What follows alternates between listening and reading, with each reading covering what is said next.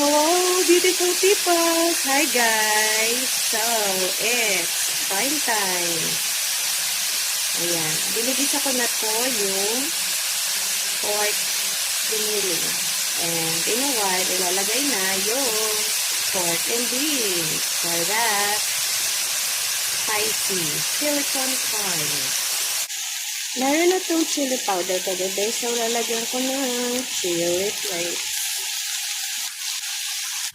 Ayan, nilagyan ko rin ng additional salt and pepper and ilalagay na to yung pork and beans. Hunts. Baka naman. Gusto na to lahat.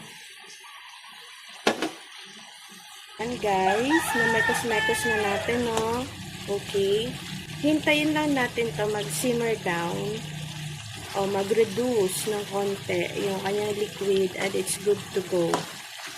Kahit na medyo ano siya, maputla ng konti, it doesn't matter as long as it's very tasty.